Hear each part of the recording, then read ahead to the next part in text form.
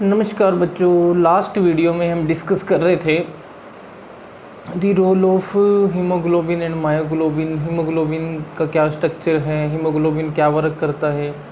आज हम एक डायग्राम के माध्यम से समझेंगे कि हीमोग्लोबिन और मायोग्लोबिन का रोल क्या है हमारे बायोलॉजिकल सिस्टम के अंदर और कैसे ये वर्क करता है। सबसे पहले अगर हम बात करें हीमोग्लोबिन लंग्स के अंदर, because there is high partial pressure of oxygen, high partial pressure होता है ऑक्सीजन का। It means if we talking about the partial pressure of oxygen in lungs, there is high partial pressure approximately 100 torr. Okay, in lungs haemoglobin O2 को pickup करता है, O2 को अपने से pickup करता है। इसका मतलब हीमोग्लोबिन के साथ जब ऑक्सीजन बाइंड होती है, कनेक्ट होती है, that is high partial pressure पे कनेक्ट होती है। इसका मतलब कई बार क्वेश्चन आता है in lungs high partial pressure पे ऑक्सीजन किसके साथ कंबाइन होती है, हीमोग्लोबिन या मायोग्लोबिन के साथ। तो इसका आंसर ये रहेगा कि हाई पार्शियल प्रेशर पे ऑक्सीजन हीमोग्लोबिन के साथ बाइंड अप करती है। इसका मतलब ऑक्सीजन इनहेल करता है लंग्स के अंदर हीमोग्लोबिन, ठीक है। आफ्टर इनहेल यानी कि कनेक्ट होने के बाद थ्रू ब्लड के थ्रू ये ट्रांसपोर्ट करता है ऑक्सीजन को, डाइऑक्सीजन को। और एट मसल्स में क्या होता है, ऑक्सीजन का पार्शियल प्रेशर बहुत कम होता है। उस केस के अंदर जो हमारे पास O2 है that is dissociate from haemoglobin, haemoglobin से डिसोशिएट हो जाती है। डिसोशिएट होने के बाद मायोग्लोबिन इसको टेक कर लेता है, यानी कि इसका मतलब लो पार्शियल प्रेशर पे ये डिसोशिएट हो जाती है हीमोग्लोबिन के से, डाइऑक्सीजन हीमोग्लोबिन से डिसोशिएट हो सकती है। और मसल के अंदर मायोग्लोबिन इसको पिकअप करता है और स्टोर करता है जब तक कि इसकी ज़रूरत ना पड़ जाए, ठीक है। After taking it use in respiration, अगर हम बात करें डाइऑक्सीजन रेस्पिरेशन के अंदर यूज़ होती है and it converted into oxygen respiration CO2 and H2O water. तो आफ्टर दैट जब ये इसके अंदर CO2 के अंदर कन्वर्ट हो जाता है आफ्टर रेस्पिरेशन CO2 जो बाहर, उसके बाद क्या करता है हीमोग्लोबिन Ca2 को थ्रू कार्बोनिक एनहाइड्रेस एंजाइम के थ्रू ब्लड के थ्रू जाती है थ्रू हीमोग्लोबिन, ओके, CO2, और CO2 को एक्सेल करता है लंग्स के अंदर हीमोग्लोबिन। इसका मतलब हीमोग्लोबिन का अगर हम पार्ट देखें, लो हाई पार्शियल प्रेशर पे डाइऑक्सीजन के साथ, डाइऑक्सीजन हाई पार्शियल प्रेशर पे हीमोग्लोबिन के साथ बाइंड अप होती है, कनेक्ट होती है। After that it transport through blood के थ्रू ये ट्रांसपोर्ट होती है। और लो पार्शियल प्रेशर की अगर हम बात करें 20 और 30 टॉर की अगर हम बात करें, इट डिसोशिएट फ्रॉम हीमोग्लोबिन से डिसोशिएट हो जाती है और मायोग्लोबिन के साथ ये बाइंड हो जाती है। बाइंड के बाद रेस्पिरेशन प्रोसेस चलता है, रेस्पिरेशन प्रोसेस में it converted into CO2 and water, और थ्रो CO2 हीमोग्लोबिन से के साथ हीमोग्लोबिन CO2 को पिकअप करके इट एक्साल टू दी लंग्स के अंदर दोबारा ट्रांसपोर्ट करता है CO2 को। और इन अदर वर्ड में हम लास्ट टाइम भी हमने डिस्कस किया था और आज भी हम डिस्कस करें, अगर रोल ऑफ हीमोग्लोबिन क्या है हमारे पास। रोल है हीमोग्लोबिन लंग्स में CO2 पिकअप करता है, ट्रांसपोर्ट करता है through blood and where muscles के अंदर ये डिसोशिएट हो जाता है और मायोग्लोबिन इसको पिकअप कर लेता है, मायोग्लोबिन इसको स्टोर करके रखता है जब तक कि इसकी ज़रूरत ना पड़ जाए। Okay, this is the role of haemoglobin and myoglobin. ये तो हमारे पास रोल था हीमोग्लोबिन और मायोग्लोबिन के। उसके बाद अगर हम बात करें ऑक्सीडेशन और oxygenation of haemoglobin and myoglobin. Oxygenation का मतलब होता है एडिशन ऑफ ऑक्सीजन। ऑक्सीजन का एडिशन यानी कि जो ट्रांसपोर्ट होती है ऑक्सीजन, उसका ऑक्सीजनेशन होना यानी कि उसका बाइंड अप होना हीमोग्लोबिन और मायोग्लोबिन के साथ। हेमे ग्रुप में क्या होता है, आयरन +2 ऑक्सीडेशन स्टेट के अंदर होता है। जो हेमे ग्रुप है दैट इन पोरफायरन रिंग उसके अंदर होती है और मेटल एटम उसके अंदर आयरन होता है। आयरन है 6 कोऑर्डिनेटेड साइट, 6 कोऑर्डिनेटेड साइट उसके अंदर होती है। porphyrin ring take up only 4 of 6 site leaving 2 free binding site। Porphyrin ring में क्या होता है, केवल 4 ही बाइंडिंग साइट होती है, लेकिन उसके बाद जो 5th position is occupied by the proteins की भी अगर हम बात करें, हिस्टिडीन, इमिडाजोल के हिस्टिडीन के साथ ये डायरेक्टली अटैच होता है। जो 5th पोजीशन है, 5th position is occupied by water. जब वो वैकेंट साइट या तो वाटर से ऑक्यूपाई होती है, लेकिन जब ऑक्सीजन उसके साथ बाइंड अप होती है then it is called oxygenation, यानी कि ऑक्सीजन का बाइंड अप हो जाना 6th पोजीशन पे पोरफिरिन रिंग की 6 कोऑर्डिनेटेड साइट पे ऑक्सीजन का बाइंड अप हो जाना, दैट इज़ कॉल्ड ऑक्सीजनेशन। और जब बाइंड हो जाती है ऑक्सीजनेशन यानी कि जब ऑक्सीजन आयरन के साथ, तो आयरन +2 से +3 ऑक्सीडेशन के अंदर चेंज हो जाता है। This unproductive oxidation in a biological system is potentially fatal. ठीक है, इसका मतलब जब ऑक्सीजन इसके अंदर बाइंड अप होगी Fe2 के साथ, इट कन्वर्टेड इनटू Fe3। ठीक है, this the reversible oxidation of free haem, जो हमारे पास हेमे ग्रुप होता है, जैसे कि आप यहाँ पे देखो, जो हमने फर्स्ट सर्कल में लिखा हुआ है, आयरन O2 के साथ जब अटैच होता है ऑक्सीजनेशन हो जाती है। After that oxygenation it converted into +3 oxidation state and form the mu dimer, mu oxodimer. Mu oxodimer का मतलब है कि ऑक्सीजन जिसके अंदर ब्रिज है और 2 आयरन जिसके अंदर ऑक्सीडेशन स्टेट +3 और +3 होती है, उसके अंदर एक ब्रिज का काम करता है। इट इज़ कॉल्ड म्यू ऑक्सोडाइमर, या फिर इसको हिमेटिन, या फिर उसको क्या बोल देते हैं हम, haematin. It means the irreversible oxidation of free haem in presence of oxygen involve a series of dimerization containing 2 iron ion, क्योंकि उसके अंदर 2 आयरन आयन होते हैं, आयरन की जिसके अंदर ऑक्सीडेशन स्टेट होती है +3 और म्यू ऑक्सीजन के थ्रू ये ब्रिजिंग होती है, therefore it is called mu oxodimer. इसीलिए इसको क्या बोलते हैं, म्यू ऑक्सोडाइमर इसको कहा जाता है। और इसका दूसरा नाम जो अगर हम कहें, that is haematin, this is called haematin. ठीक है, जब ऑक्सीजन बाउंड होती है 6 पोजीशन पे, 6 पोजीशन ऑफ आयरन की जब ये बाइंड अप होती है टू द हिस्टिडीन, यानी कि ट्रांस पोजीशन पे, हिस्टिडीन के ट्रांस पोजीशन पे, आप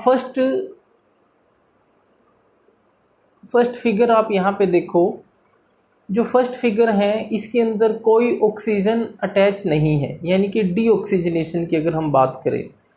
हेमे ग्रुप 5 पोजीशन पे हिस्टिडीन है, तो क्या होता है, that is in the metal ion, जो आयरन आयन होता है वो उस प्लेन के अंदर नहीं होता जिस प्लेन के अंदर चारों के चारों नाइट्रोजन यानी कि पायरोल रिंग प्रेजेंट होते हैं। ठीक है, क्योंकि क्या होता है, जो आयरन का साइज है that are not so fit, वो फिट नहीं बैठता इन डीऑक्सीजनेशन प्रोसेस। अगर हम डीऑक्सीजनेशन की बात करें, डीऑक्सीजनेशन के अंदर क्या है, 5 पोजीशन ऑक्यूपाइड है आयरन की, 6 पोजीशन ऑक्यूपाइड नहीं है।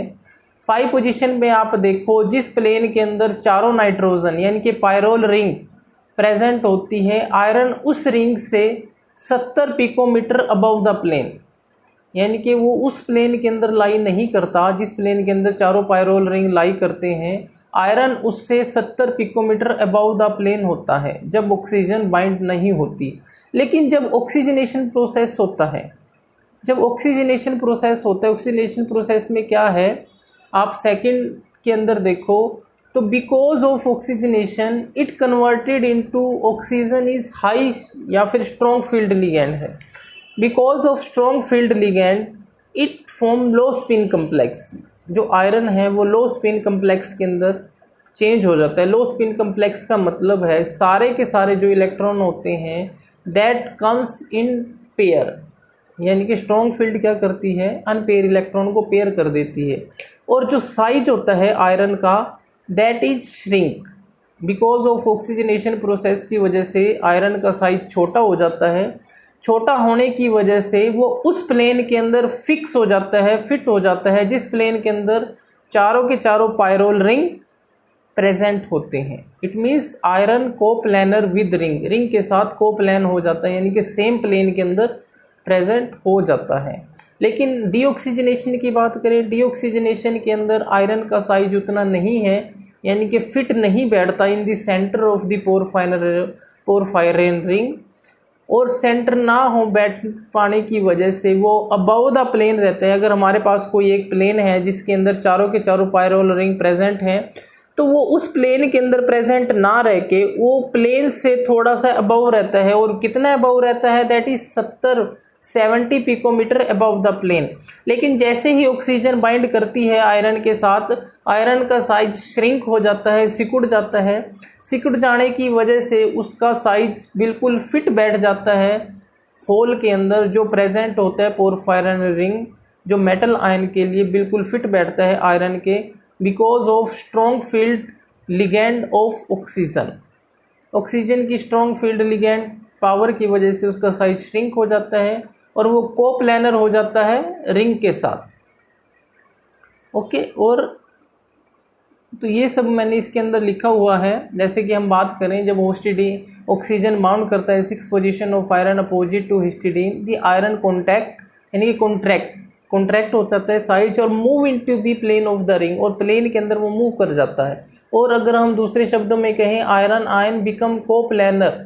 This happen because the movement oxygen get bound to iron, the ligand field become strong which result in spin pairing. Spin pairing की वजह से स्ट्रॉन्ग हो जाता है। This spin pairing always lead to low spin complex. इसी करके वो क्या बनाती है? लो स्पिन कम्प्लेक्स बनाती है।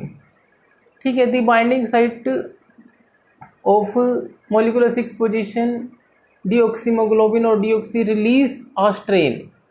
स्ट्रेन का मतलब क्या है? जो यहाँ पे आप देखो फर्स्ट फिगर के अंदर आप देखते हो, जब 5th 6th पोजीशन ऑक्यूपाइड नहीं है तो साइज बड़ा है। पोरफायरिन होल के अंदर जो फिट नहीं आता, लेकिन जैसे ही ऑक्सीजन बाइंड अप हुई, कॉन्ट्रैक्ट हुआ size, it converted into Fe3 positive, और क्या हो जाता है? उसके साइज श्रिंक होने की वजह से वो फिट बैठ जाता है पोरफायरिन होल की वजह से। ठीक है, साइज का मतलब dropping into the plane of the ring, यानी कि कोप्लैनर हो जाना, जो जिस प्लेन के अंदर चारों के चारों पोरफायरिन रिंग प्रेजेंट होते हैं। नेक्स्ट जो हमारे पास टॉपिक है वो बहुत इंपॉर्टेंट टॉपिक है, दैट इज कोऑपरेटिव इफेक्ट और कोऑपरेटिविटी। कोऑपरेटिव इफेक्ट क्या होता है? The decrease in the size of Fe2 positive ions, यानी कि Fe2 पॉजिटिव आयन का डिक्रीज हो जाना साइज का, cause the conformational change in the globin chain. जो हमारे पास प्रोटीन चेन होती है उनकी कन्फॉर्मेशनल चेंज हो जाता है उसके अंदर, यानी कि वो अपने आप को इस तरीके से रीअरेंज करती है कि भाई साइज डिक्रीज हो जाए। Since this chain bounded to 3 other unit, ठीक है, it change their conformation also, and the net effect of this interaction in hemoglobin increase the ability to attract O2 of second hemisite and so on. It means on binding oxygen with one iron atom make the binding of other oxygen easier. This phenomena is called cooperative effect and autocatalytic nature of O2 binding. अब इसको समझो आप, ये कहना क्या चाह रहा है कोऑपरेटिव इफेक्ट? ये कोऑपरेटिव इफेक्ट किस में होता है? सबसे पहले तो हीमोग्लोबिन के अंदर ये कोऑपरेटिव इफेक्ट होता है, मायोग्लोबिन के अंदर कोऑपरेटिव इफेक्ट नहीं होता। तो कोऑपरेटिव इफेक्ट के से थ्रू ये क्या कहना चाह रहा है? इसका कहने का मतलब ये है, जो हमारे पास ऑक्सीजन बाइंड करती है, क्योंकि हीमोग्लोबिन के अंदर 4 यूनिट हेमे होते हैं, यानी कि 4 यूनिट हेमे ग्रुप के होते हैं। मायोग्लोबिन के अंदर सिर्फ 1 यूनिट हेमे ग्रुप होता है। लेकिन हीमोग्लोबिन के अंदर थोड़ा कम्प्लेक्स स्ट्रक्चर होता है हीमोग्लोबिन का, और कम्प्लेक्स स्ट्रक्चर में अगर हम बात करें तो उसके अंदर 4 यूनिट हेमे की होती हैं। जब 4 यूनिट हेमे की होती हैं, फॉर एग्जांपल हम 4 यूनिट्स में से सिर्फ 1 यूनिट की पहले बात करें, 1 यूनिट में जब ऑक्सीजन बाइंड होती है, ठीक है, जब एक ऑक्सीजन में बाइंड होती है तो क्या होता है? जो प्रोटीन चेन आयरन के राउंड है उनकी कन्फॉर्मेशनल चेंज हो जाती है। ठीक है, कन्फॉर्मेशनल चेंज हो जाता है और कन्फॉर्मेशनल चेंज होने की वजह से जो हमारे पास दूसरे यूनिट हैं, यानी कि जो 4 यूनिट में थे हमारे पास और हम सिर्फ एक यूनिट की बात कर रहे थे, जैसे एक यूनिट के साथ ऑक्सीजन अटैच हुई, ऑक्सीजन के अटैच होने से उनकी कन्फॉर्मेशनल चेंज हो गया और वो कन्फॉर्मेशनल चेंज जो बाकी 3 बचे हैं उनकी भी कन्फॉर्मेशनल चेंज कर जाती है और उनकी चेंज होने की वजह से जो हमारे पास नेक्स्ट ऑक्सीजन है, यानी कि नेक्स्ट यूनिट जिस ऑक्सीजन के साथ अटैक करेगा या फिर अटैच करेगा, उसकी एबिलिटी को वो बढ़ा देता है। That effect is called cooperative effect. उस इफेक्ट को हम क्या बोलते हैं?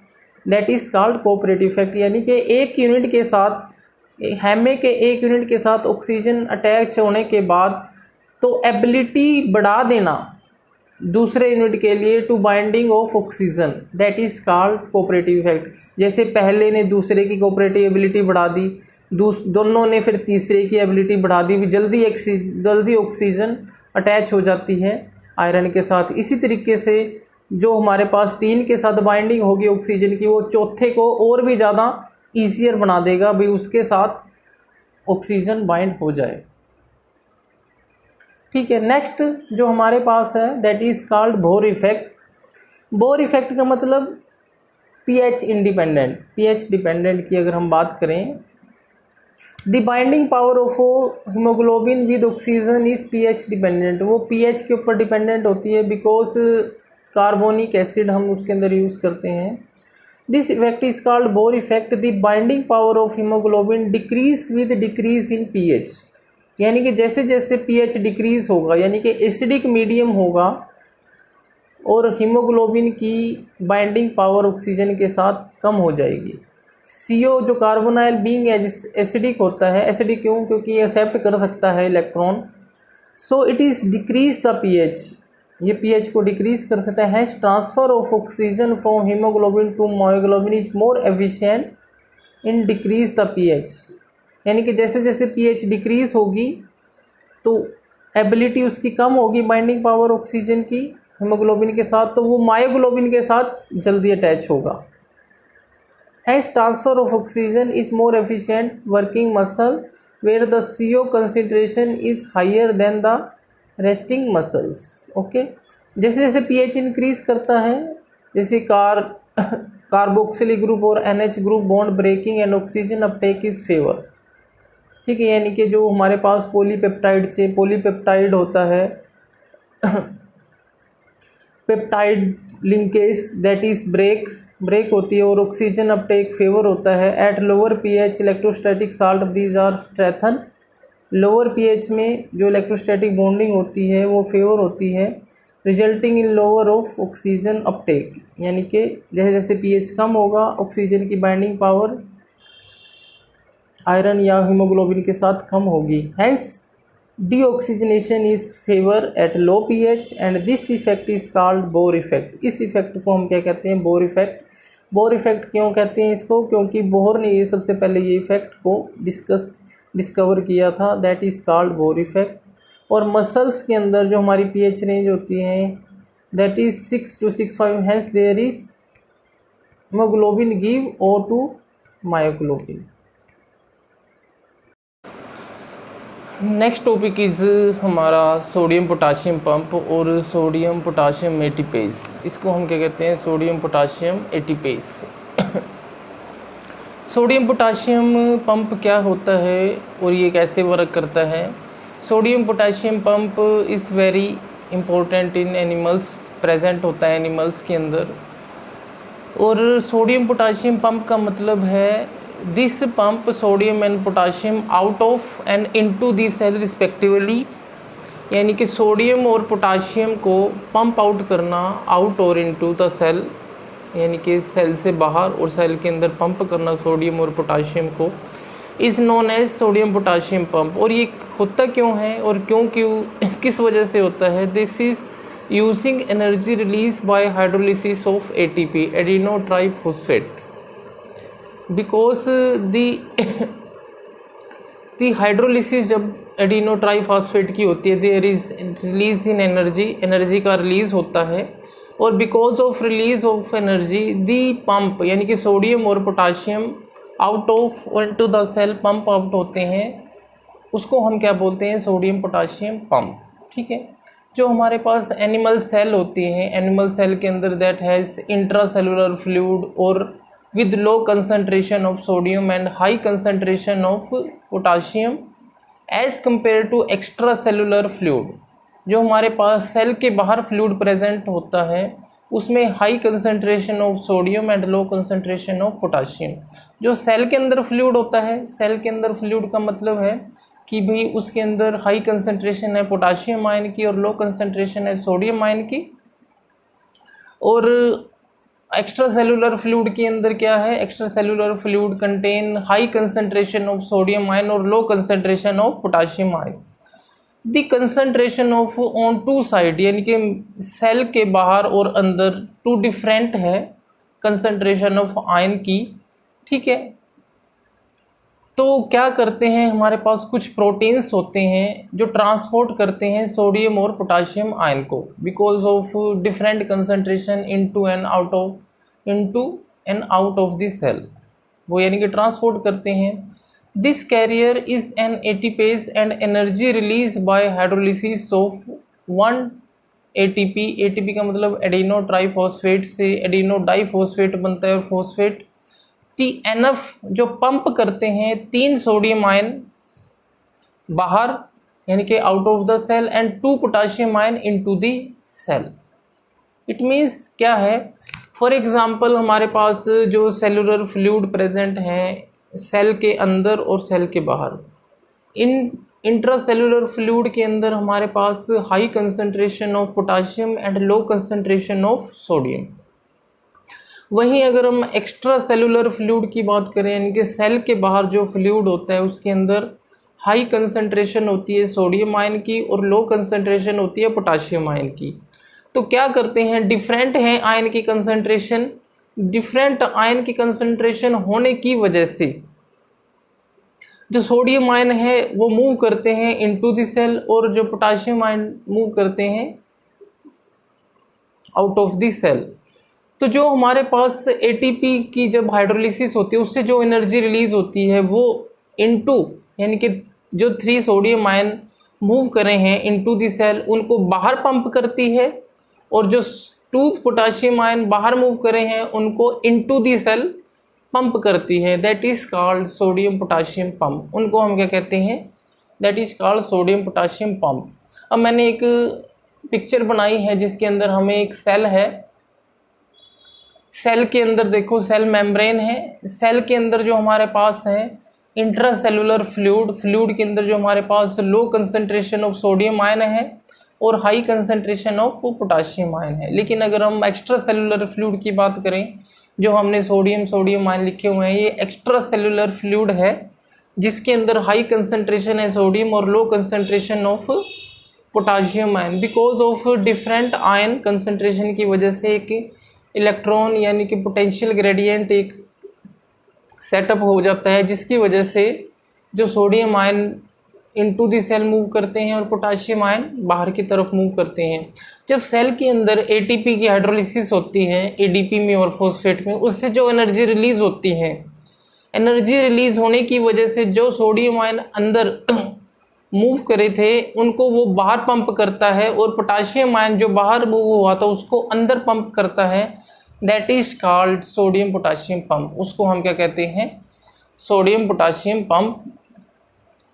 जैसे कि हमने लिखा भी हुआ है द कंसंट्रेशन ग्रेडियंट है, यानी कि डिफरेंस इन द इंटरसेलुलर और एक्स्ट्रा सेलुलर फ्लूइड के अंदर जो हमारे आयन की कंसंट्रेशन है सेल मेम्ब्रेन के क्रॉस इलेक्ट्रिक पोटेंशियल डिफरेंस एक सेल मेम्ब्रेन में अक्रॉस द सेल प्रोड्यूस करते हैं, जो हमारे पास इसेंशियल होता है फंक्शनिंग के लिए।